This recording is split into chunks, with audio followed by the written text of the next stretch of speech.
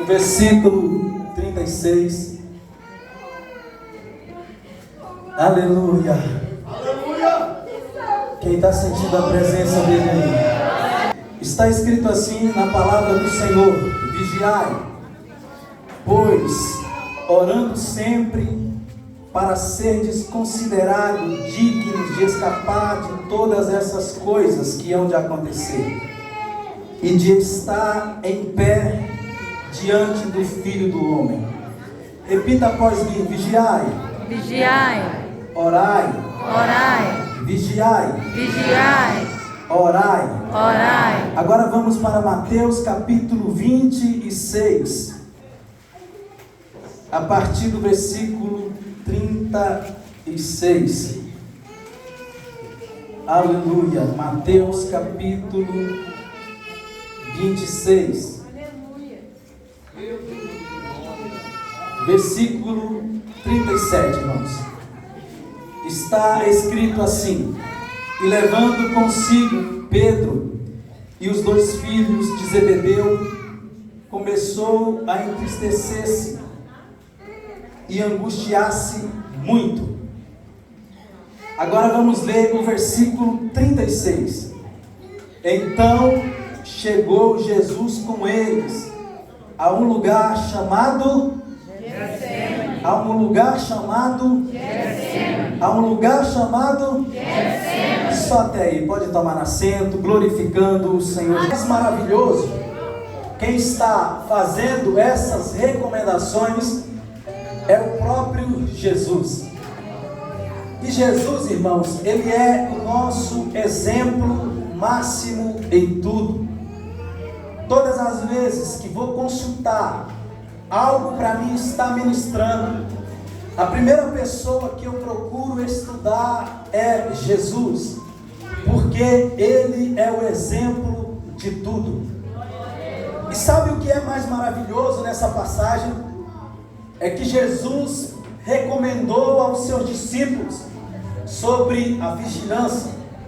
Jesus recomendou aos seus discípulos sobre uma vida de oração, para a gente estar preparado. Ele recomendou sobre a preparação.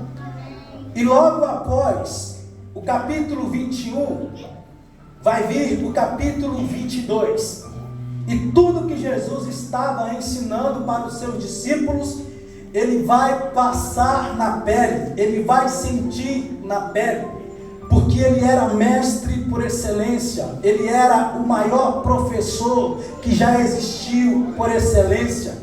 Jesus não mandava só as pessoas fazer, mas ele recomendava, ele aconselhava e também fazia.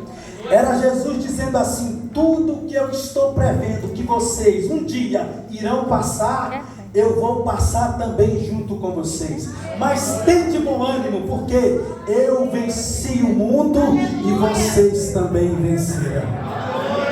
Irmãos, quando eu olho para essa passagem de Jesus no Getsemane, o que muita gente não atenta é que esse momento aqui vai acontecer na quinta-feira.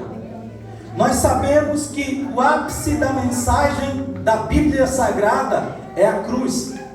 Nós sabemos que o ápice de Cristo é a cruz. É lá na cruz que ele vai gritar: Tetelestai, está consumado.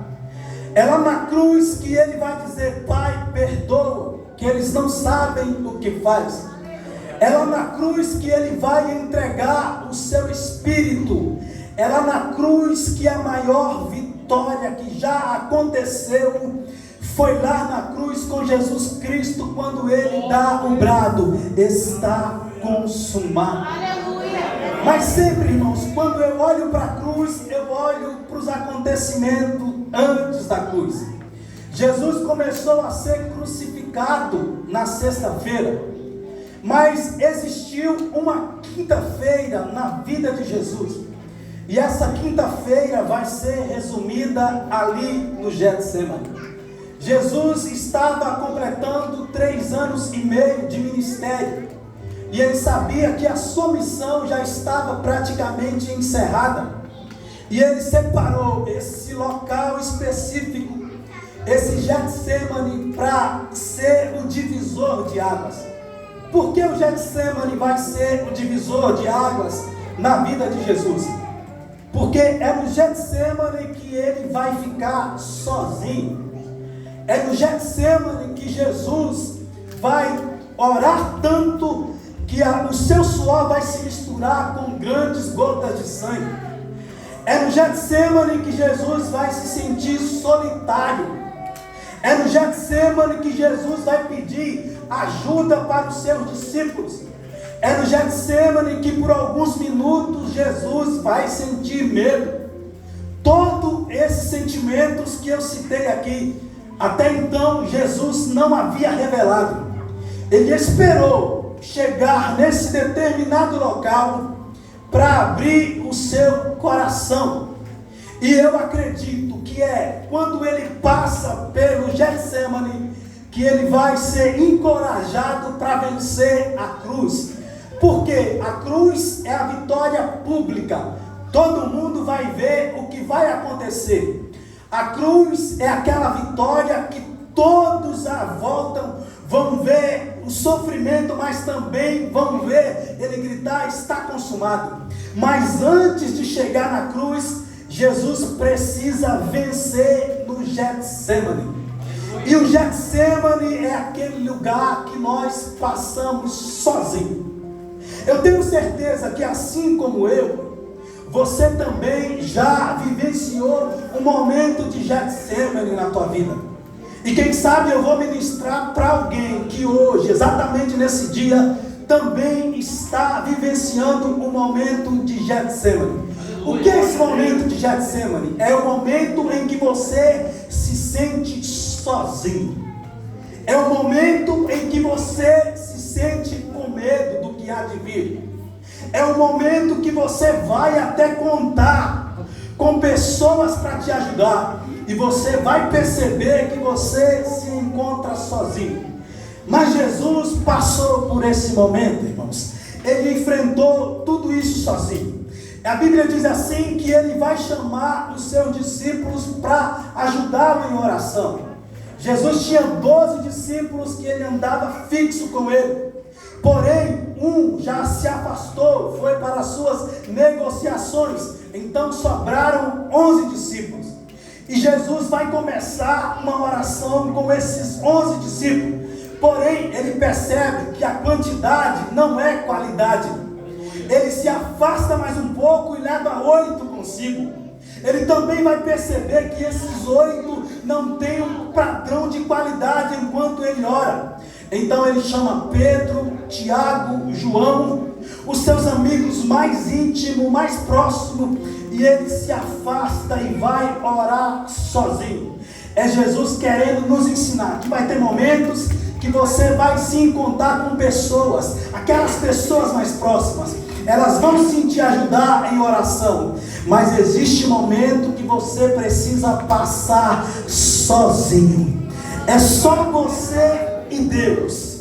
E não é que as pessoas não querem te ajudar, não é que as pessoas não querem orar com você, mas é o próprio Deus deixando você ficar sozinho para ter um particular contigo. E talvez você está passando pelo teu momento, se sentindo solitário, se sentindo sozinho. Eu posso até afirmar nessa noite que é Deus que está no controle dessa situação, porque Ele precisa ter um particular contigo, e é só você e Ele sozinho. Aleluia. Aleluia. Jesus começou a orar, irmãos, e pelas suas palavras dá para perceber o momento de agonia que ele está enfrentando. Ele vai orar e vai dizer assim: Pai, se for possível, passa de mim esse cálice. Se for possível, passa de mim esse momento. Mas sabe o que é mais maravilhoso de Jesus? Não é como ele começa a oração, é como ele termina. Ele diz assim: se for possível, eu não quero passar por esse momento. Quem aqui já enfrentou um momento que você falou assim: eu não queria estar vivendo isso, eu não queria estar passando por isso? Jesus também sentiu esse momento, mas no final da sua oração ele termina dizendo assim: todavia não seja feito como eu quero, mas seja feito como tu queres. Aleluia. Era Jesus, aleluia. Era Jesus dizendo assim: eu sei que vai doer, eu estou com medo de passar, mas eu também sei que é melhor sofrer e te agradar do que não sofrer e te desagradar. Então eu vou passar por esse momento chorando, sangrando, mas eu sei que o Senhor vai passar comigo, porque eu não estou sozinho. Aleluia. Quando a gente vai para a ciência, irmãos, a ciência vai dizer que Jesus estava passando por um processo que ele começou a orar tanto por causa da agonia, que o seu suor começou a se misturar com grandes gotas de sangue. E a ciência chama esse processo de hematidrose. Ele está orando tanto, ele está sentindo tanto o peso da angústia, que o seu suor começa a se misturar com grandes gotas de sangue. E de repente Jesus vai ver aquelas pessoas que ele chamou para reforçar a oração. E quando ele chega, ele encontra Pedro, Tiago e João dormindo. E ele diz assim: vocês não puderam orar comigo nem sequer uma hora? Eu chamei vocês para a guerra, eu chamei vocês para a batalha, eu chamei vocês para lutar comigo, e vocês não conseguiram orar nem sequer uma hora. Irmãos, como é que tem sido a nossa vida de oração? Como é que está a tua vida de oração?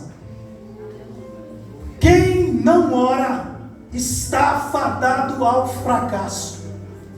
Se você não reserva um tempo para falar com Deus, se você não faz do seu tempo momentos para ficar a sós com Deus, eu posso até te afirmar que você está fadado ao fracasso.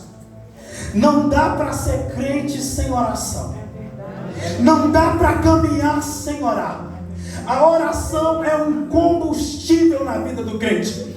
Por isso que a gente tem que orar animado, a gente tem que orar desanimado, a gente tem que orar quando está ganhando, a gente tem que orar quando está perdendo, a gente tem que orar quando está com saúde, a gente tem que orar quando está enfermo, porque é a oração que vai nos mover, é a oração que move o céu em nosso favor.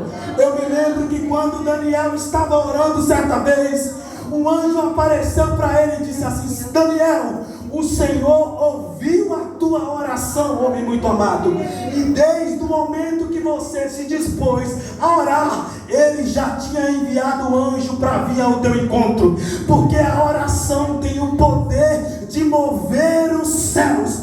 Então, quer ter vitória? Ore. Quer ter vitória? Ore. Quer ter vitória? Ore.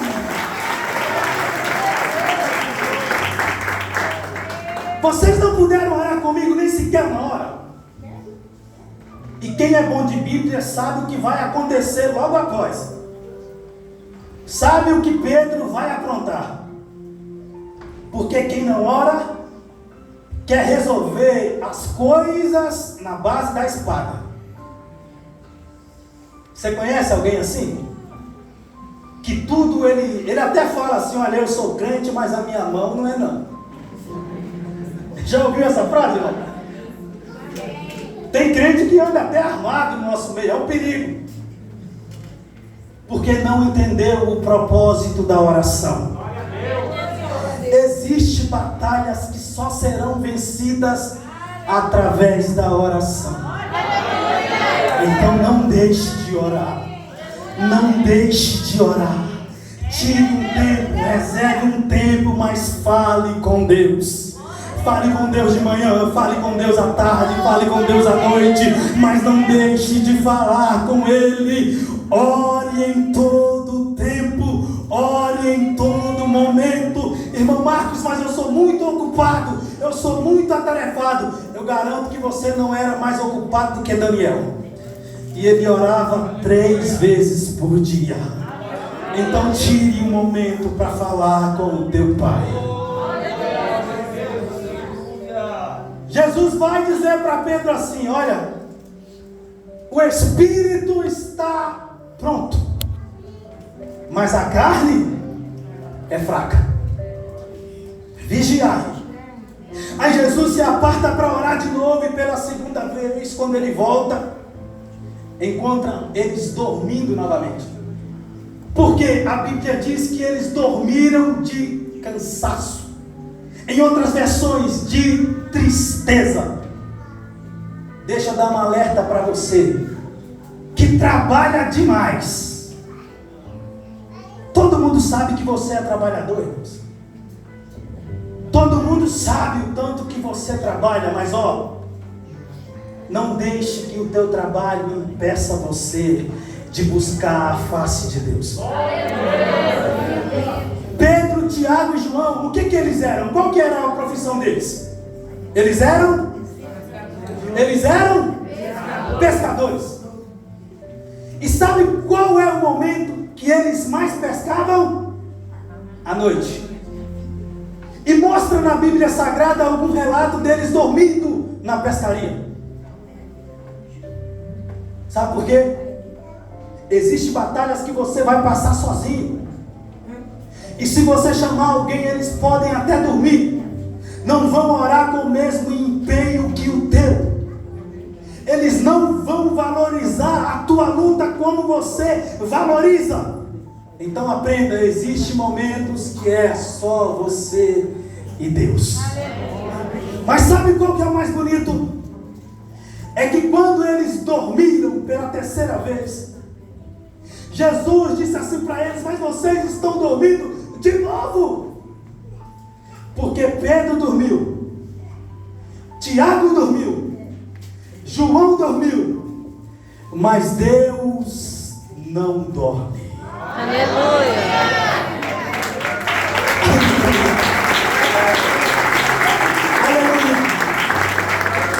E quando Pedro dormir, quando Tiago dormir, quando João também dormir, o teu Deus, ele não dorme.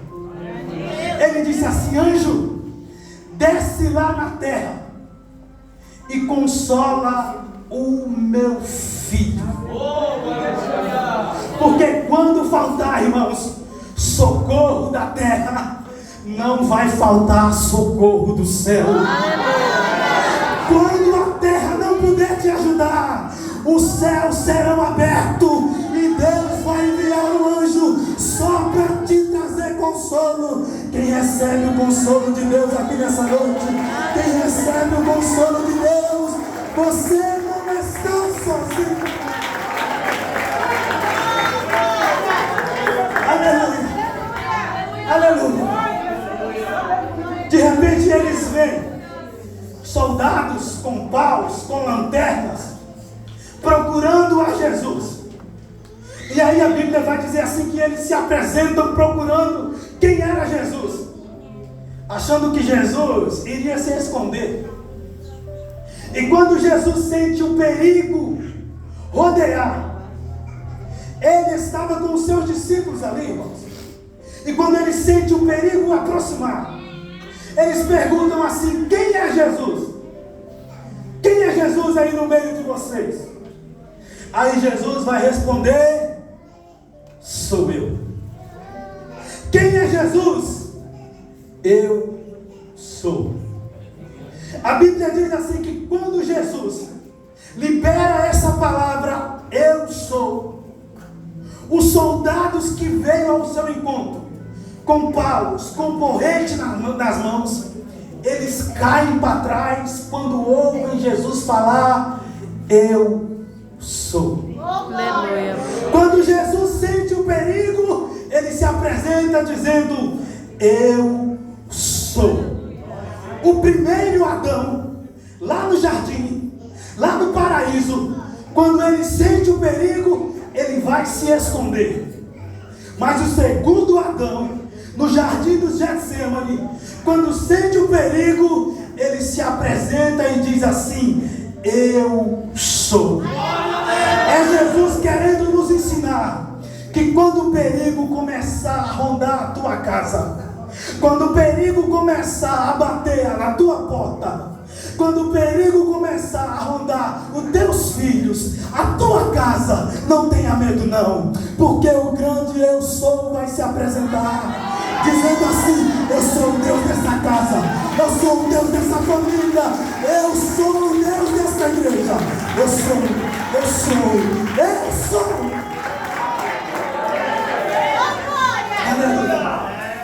Aleluia. Aleluia. Eu já estou encerrando, irmãos. Irmão, você sabe o que é que eu descobri? Que Jesus estava no Getsemane. E o que quer dizer a palavra Getsemane? Getsemane quer dizer prensa de azeite. Prensa de azeitona. E aí eu comecei a analisar o contexto. Porque Jesus, o Cristo, a palavra Cristo significa o ungido. E Jesus estava no Getsemane, que significa prensa de azeite. E ele é o ungido. Se ele estava naquele local, tinha que ser extraído dele um óleo, porque ele era o ungido, passando na prensa de azeite. E muitas vezes ele se declarou sendo: eu sou a oliveira verdadeira. Olha o contexto que ele está inserido. É Jesus passando na prensa. Aí eu me lembro do profeta Isaías, no capítulo 57, se eu não estiver enganado.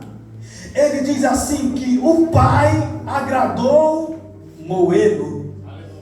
E Jesus está inserido nesse contexto, porque se ele é ungido na prensa, ele precisa ser espremido. E o Pai agradou moê-lo.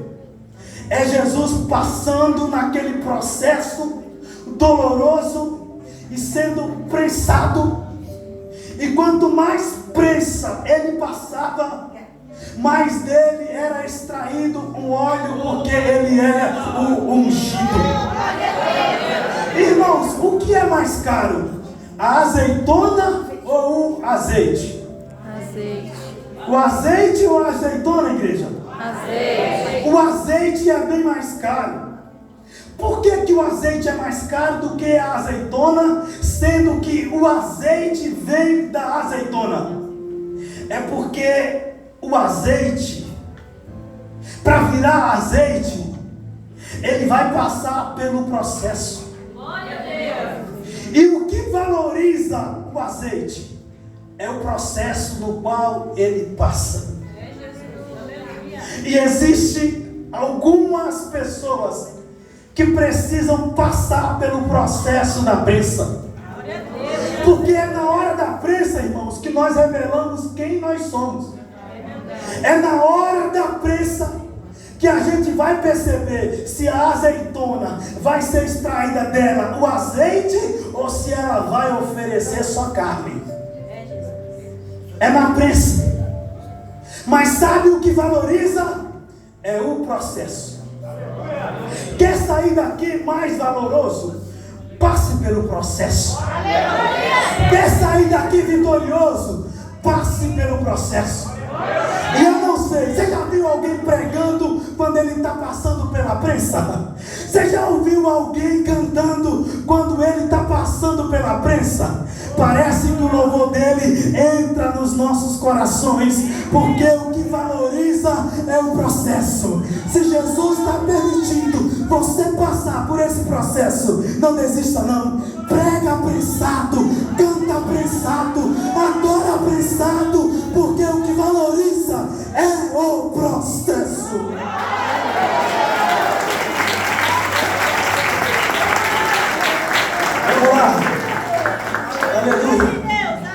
Aleluia.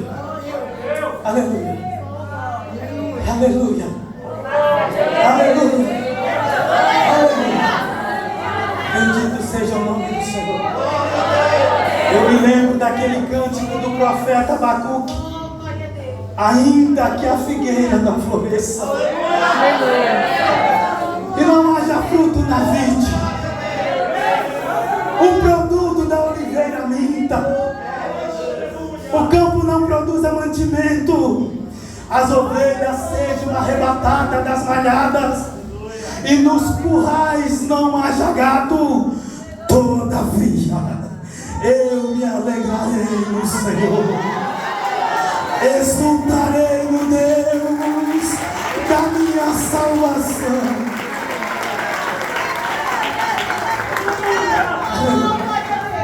Aleluia. Nós sabemos o que vai acontecer. Jesus vai passar pelo Gólgota.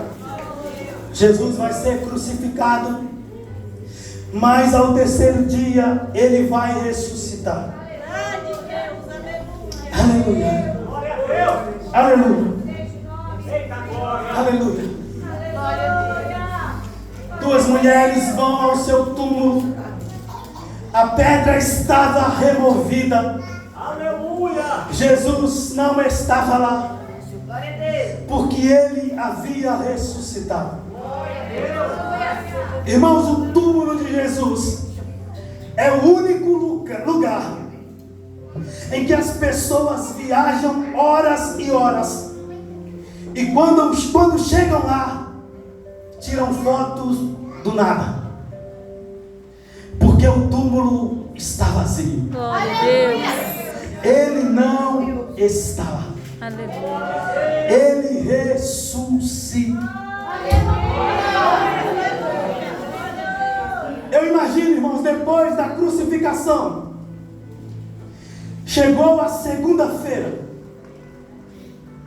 e aí alguém tem que ir lá no cartoreiro pedir o atestado de óbito.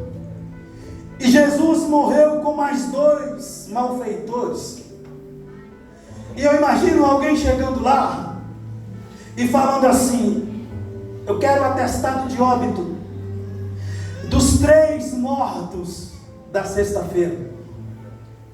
Mas aí o cartoreiro, pastor Alan, pastor Anderson, eu imagino o cartoreiro, pastor Anderson, falando assim: nós não temos atestado de 3 pessoas, nós temos o atestado de 2 pessoas. Glória a Deus. Aleluia. Mas por quê? Não foram 3 que morreram? Sim, mas a gente só dá atestado para quem realmente está morto. Aleluia. E foi comprovado a morte de 2. Mas não era 3? Sim, mas um não está aqui. Não temos atestado de óbito do terceiro, porque ele ressuscitou. Ele está vivo.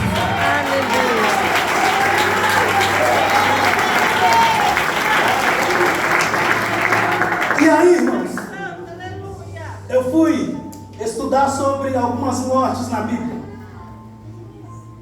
E eu não sei se você reparou, mas todas as mortes da Bíblia tinha alguém responsável para ressuscitar os mortos. Na Bíblia sempre foi assim. Por exemplo, o filho da viúva de Sarepta foi ressuscitada pelo ministério de Elias. O filho da mulher sunamita foi ressuscitada pelo ministério de Eliseu. A viúva de Naim o filho da viúva de Naim foi ressuscitado pelo ministério de Jesus. Lázaro foi ressuscitado pelo ministério de Jesus. Dorcas foi ressuscitada pelo ministério de Pedro. Eutico foi ressuscitado pelo ministério de Paulo. Glória a Deus. E Jesus Aleluia. foi ressuscitado pelo ministério de quem? Glória a Deus. Glória a Deus. Glória a Deus. Quem foi que chegou lá e disse: Jesus, vem para fora? Quem foi que chegou lá, pastor Ismael? Pastor Cláudio, quem chegou lá e disse: Jesus, ressuscita?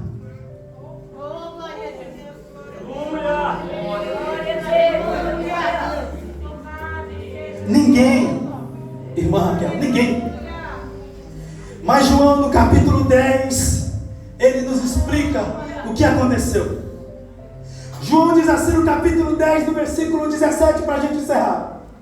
Ele diz assim, que Jesus, falando, Jesus disse: por isso o Pai me ama, porque dou a minha vida para tornar a tomá-la novamente. Nenhum homem tira de mim, mas de mim mesmo a dou.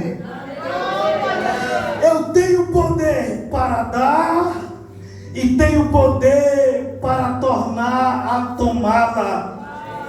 Esse é o mandamento que eu recebi do meu Pai.